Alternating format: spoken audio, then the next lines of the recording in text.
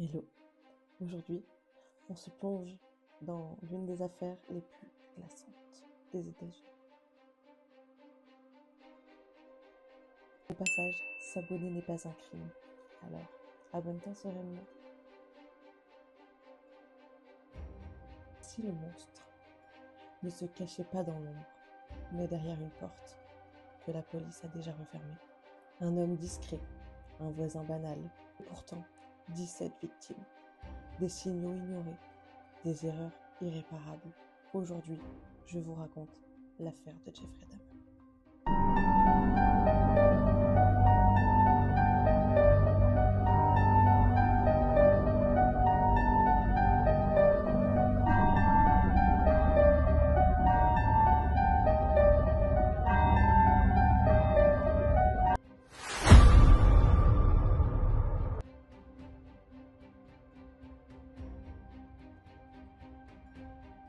Jeffrey Lionel Dahmer, né le 21 mai 1960 à Milwaukee, dans le Wisconsin. Enfance, quelque chose cloche. Il est solitaire, introverti, mutique. Ses parents se disputaient souvent.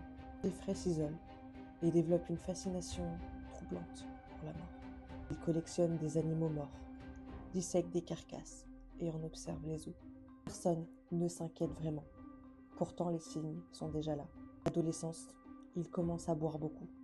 L'alcool devient un refuge et bientôt un déclencheur. En 1978, Jeffrey Dahmer a 18 ans. Été et ses parents se sont absentés. Il rencontre Steven Hicks, un jeune homme de 19 ans. Ils boivent ensemble et Steven veut partir. Jeffrey panique. Il le frappe avec une barre, puis l'étrangle. C'est son tout premier meurtre. Il a démembré le corps, conservé les os et enterré le reste. Le plus choquant, il ne sera jamais inquiété. Pendant des années, Dahmer échappe à la justice. Milwaukee, il cible principalement des jeunes hommes homosexuels, parfois mineurs et souvent racisés. Il les attire avec de l'argent, de l'alcool ou de fausses promesses de photos. Une fois chez lui, le piège se referme. Il les drogue, les agresse, puis les tue. Mais Dahmer ne s'arrête pas là. Il pratique la nécrophilie, démembre ses victimes et en mange des parties.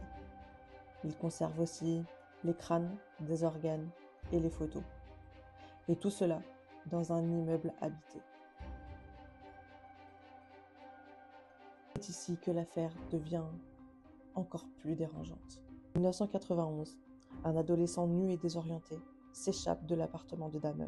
Cet adolescent, c'est Conrad Sintasomphone, 14 ans. Dahmer arrive. Il explique que le jeune homme est son petit ami.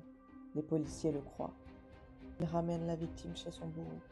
Quelques minutes plus tard, l'adolescent sera tué. La décision hantera les policiers pendant des décennies.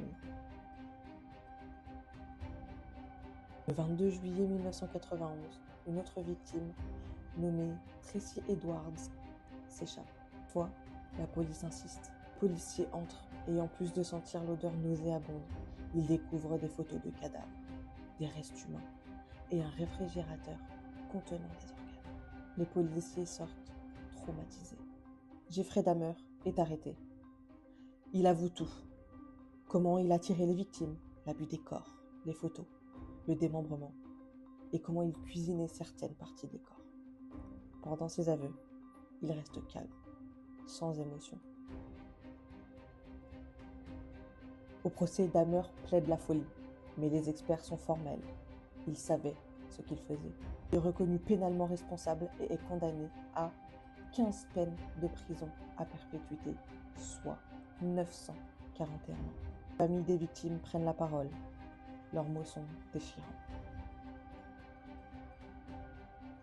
En 1994, Jeffrey Dahmer est battu à mort par un autre détenu, nommé Christopher Scarver, alors qu'il faisait le ménage dans une salle commune.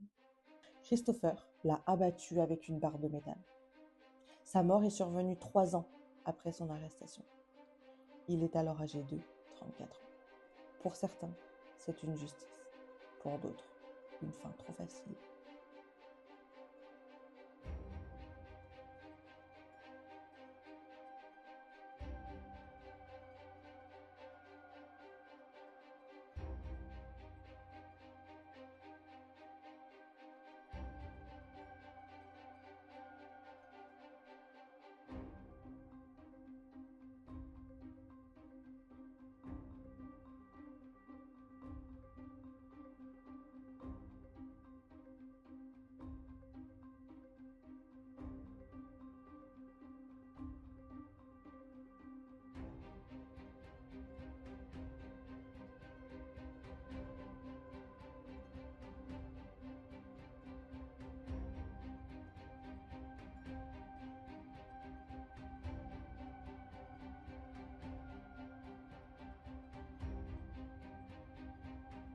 Cette affaire laisse des questions essentielles. Combien de vies auraient pu être sauvées? Combien de temps auraient encore duré ces meurtres si Tracy Edwards ne s'était pas échappée?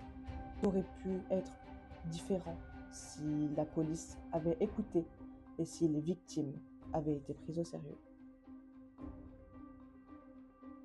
Derrière chaque fait divers, il y a des vies brisées et parfois des vérités que personne n'a voulu voir. J'ai une énorme pensée pour les familles des victimes et pour Tracy, qui aurait pu être la 18e victime. Et on est sûrement encore traumatisé aujourd'hui. Et vous, que pensez-vous de cette affaire? N'hésitez pas à partager votre avis dans les commentaires, avec respect bien évidemment. Merci d'avoir regardé cette vidéo jusqu'au bout. Rejoignez la team Petits Enquêteurs Passionnés en vous abonnant. À bientôt!